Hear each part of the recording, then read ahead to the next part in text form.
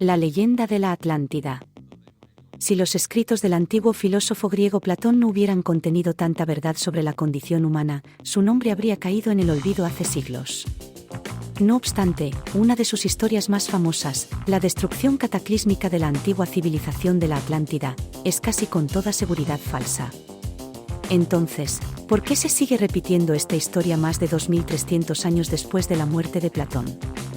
Es una historia que cautiva la imaginación, afirma James Ram, profesor de clásicas en el Bard College de Unendal, Nueva York.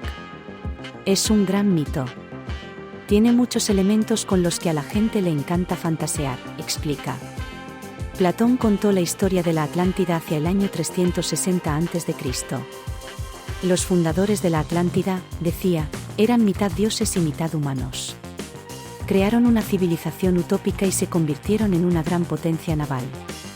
Su hogar estaba formado por islas concéntricas separadas por amplios fosos y unidas por un canal que penetraba hasta el centro. Las exuberantes islas contenían oro, plata y otros metales preciosos y albergaban una abundante fauna exótica y poco común. En la isla central había una gran capital. Hay muchas teorías sobre dónde estaba la Atlántida, en el Mediterráneo, frente a la costa de España o incluso bajo lo que hoy es la Antártida. Elige un punto del mapa y alguien dirá que la Atlántida estuvo allí. En cualquier lugar que puedas imaginar, afirma Charles Ourser, conservador de historia del Museo Estatal de Nueva York, en Estados Unidos. Platón dijo que la Atlántida existió unos 9000 años antes de su época, y que su historia había sido transmitida por poetas, sacerdotes y otros. Pero los escritos de Platón sobre la Atlántida son los únicos registros conocidos de su existencia. ¿Posiblemente basada en hechos reales? Pocos científicos, por no decir ninguno, creen que la Atlántida existiera realmente. El explorador oceánico Robert Ballard, el explorador residente de National Geographic que descubrió los restos del Titanic en 1985, señala que ningún premio Nobel ha dicho que lo que Platón escribió sobre la Atlántida sea cierto. Aún así, Ballard afirma que la leyenda de la Atlántida es lógica, ya que a lo largo de la historia se han producido inundaciones cataclísmicas y explosiones volcánicas, incluido un suceso que guardaba ciertas similitudes con la historia de la destrucción de la Atlántida. Hace unos 3600 años, una enorme erupción volcánica devastó la isla de Santorini, en el mar Egeo, cerca de Grecia.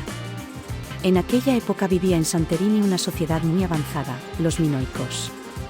La civilización minoica desapareció repentinamente casi al mismo tiempo que la erupción volcánica. Pero Ballard no cree que Santorini fuera la Atlántida, porque el momento de la erupción en esa isla no coincide con el momento en que Platón dijo que la Atlántida fue destruida. Ram cree que Platón creó la historia de la Atlántida para transmitir algunas de sus teorías filosóficas. Trataba una serie de cuestiones, temas que recorren toda su obra, afirma. Sus ideas sobre la naturaleza divina frente a la humana, las sociedades ideales, la corrupción gradual de la sociedad humana, todas estas ideas se encuentran en muchas de sus obras.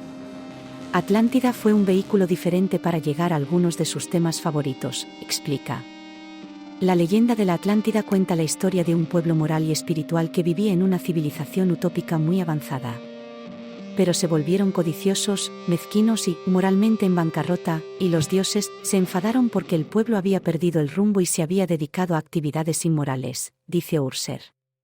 Como castigo, dice, los dioses enviaron una terrible noche de fuego y terremotos, que hizo que la Atlántida se hundiera en el mar.